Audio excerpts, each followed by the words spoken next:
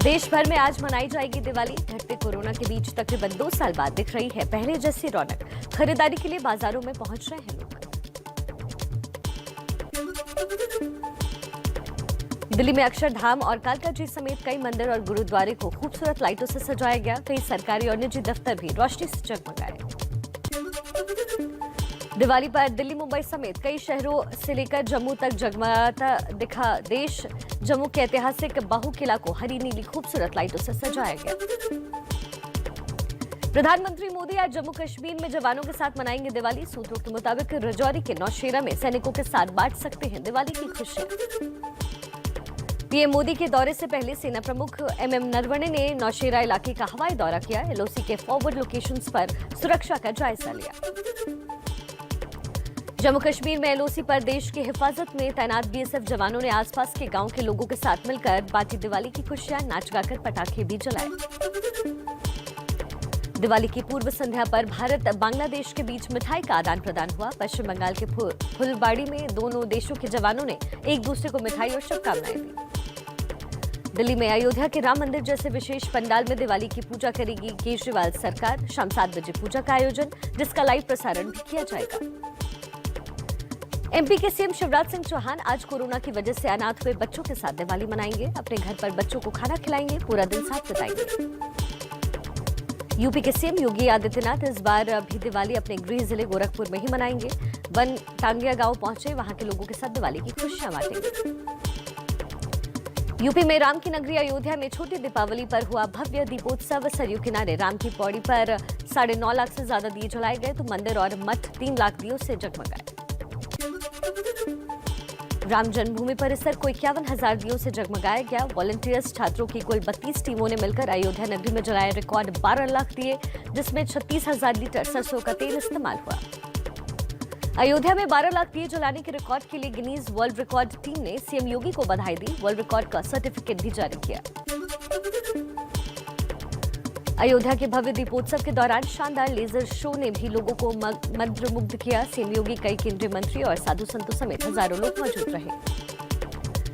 दीपोत्सव से पहले अयोध्या में प्रभु श्री राम की शोभा यात्रा और खूबसूरत झांकियां निकाली गई। सीएम योगी ने राम सीता का किरदार निभा रहे कलाकारों का सांकेतिक राजतिलक किया, आरती उतारी।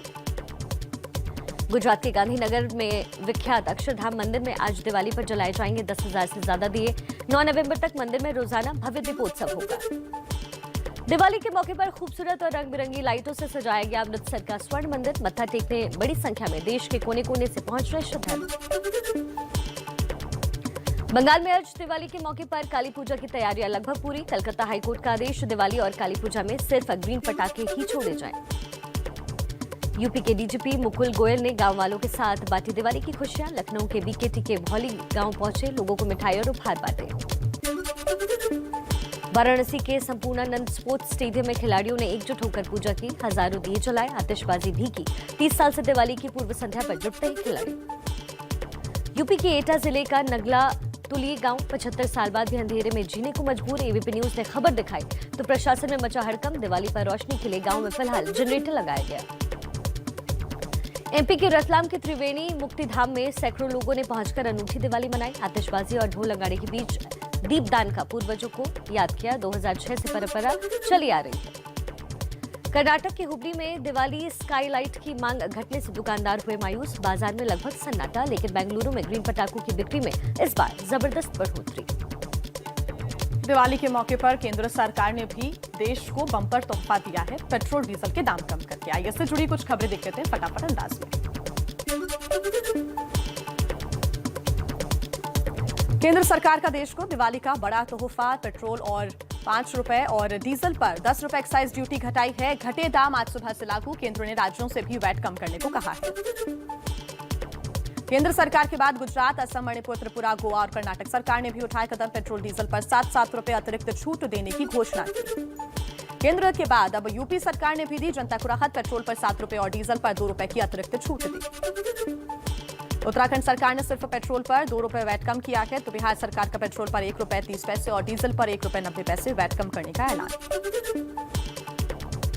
पेट्रोल डीजल की कीमत में कटौती पर कांग्रेस का बयान। कहा, सरकार ने एक्साइज ड्यूटी में कटौती दिवाली की वजह से नहीं बल्कि उपचुनाव में मिली हार की वजह से की है। इससे कोई राहत नहीं मिलेगी। एक्साइज ड्यूटी घटाने पर रणदीप सुरजेवाला का भी ट्वीट लिखा।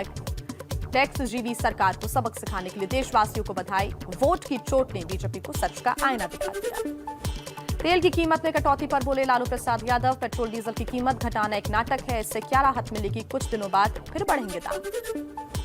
बिहार में विपक्ष के नेता तेजस्वी यादव का तंज। बोले, जब 70 रुपए पेट्रोल था तब बीजेपी के लिए महंगाई डायन थी, अब 100 के पार है तो महंगाई महबूबा हो गई है। सीएम अरविंद केजरीवाल का दिल्ली बाजार पोर्टल बनाने का ऐलान। कहा, पोर्टल दिल्ली का वर्चुअल मार्केट होगा, दुनिया भर में कहीं से भी दिल्ली का लोकल सामान खरीदा जा सकता है।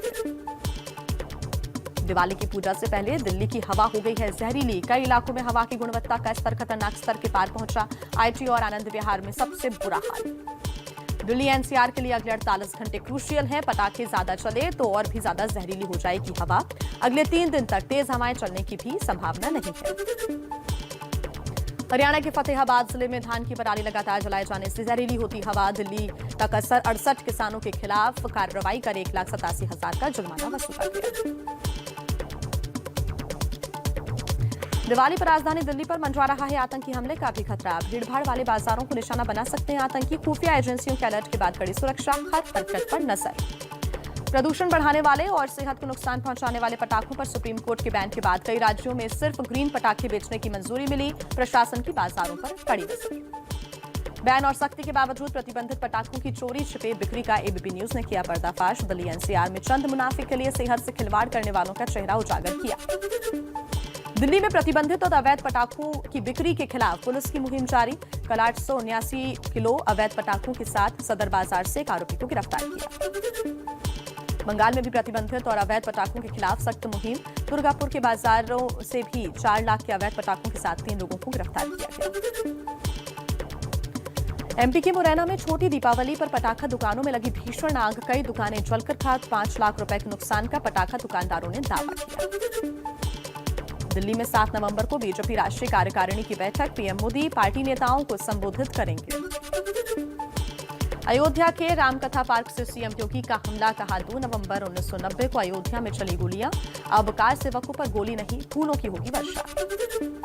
दीपावली पर यूपी के सीएम योगी का बड़ा ऐलान। मुफ्त राशन की योजना होली तक बढ़ाई गई। अंत्योदय कार्ड धारकों को राशन में गेहूं, चावल, दाल, तेल और नमक के साथ चीनी भी मिलेगी मुफ्त। अंसारी से मुलाकात पर एबीपी न्यूज से बोले ओम प्रकाश राजभर। कहा, मुख्तार अंसारी से चुनाव लड़ने पर चर्चा हुई है। कोर्ट जब तक मुख्तार को दोषी करार नहीं देता तब तक वो निर्दोष है।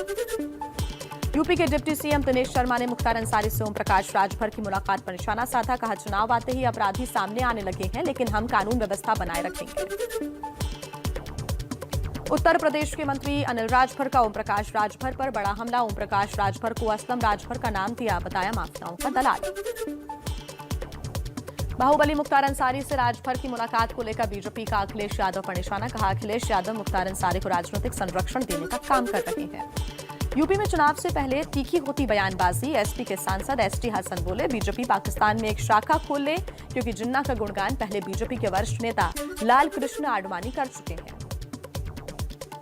अखिलेश यादव और चाचा शिवपाल यूपी चुनाव में आ सकते हैं साथ। सैफे में बोले अखिलेश, चाचा का सम्मान होगा, उनके दल को साथ लाने का काम करेंगे।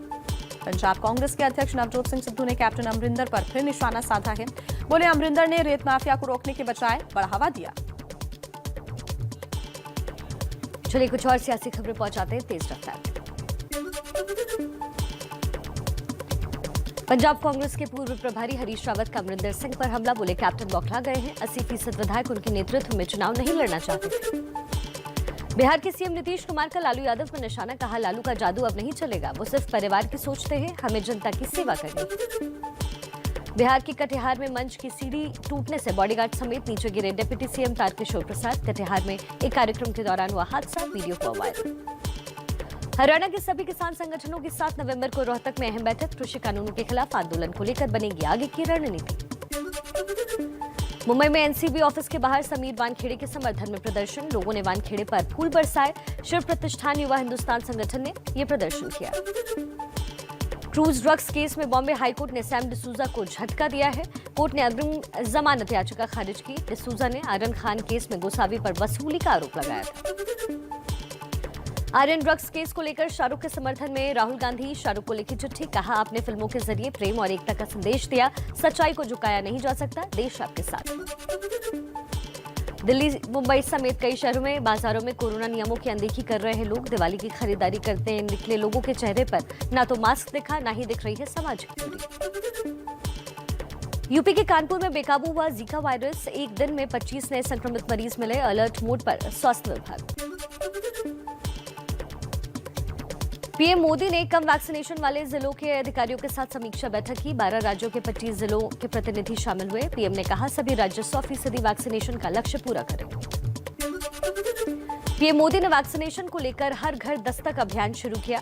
इसके तहत दोनों डोज या दूसरी डोज नहीं लेने वालों को लगेगा टीका। मुंबई के सरकारी और बीएमसी टीकाकरण केंद्रों पर आज से 7 नवंबर तक बंद रहेगा वैक्सीनेशन। 8 नवंबर से दोबारा शुरू होगा वैक्सीनेशन। देश में 152 दिन में सबसे कम कोरोना केस। एक दिन में 11,903 कोरोना मामले सामने आए। 14,000 से ज्यादा लोग ठीक हुए। 2019 की बालाकोट एयर स्ट्राइक के हीरो विंग कमांडर अभिनंदन का प्रमोशन। भारतीय वायुसेना में ग्रुप कैप्टन बनाए गए हैं। सामाजिक कार्यकर्ता अजय बहादुर सिंह की जिंदगी फाउंडेशन ने गाड़े सफलता के झंडे। संस्था के सभी 18 छात्र नीट की परीक्षा में पास हुए। गरीब मजदूर बच्चों की पढ़ाई के लिए काम करता है फाउंडेशन।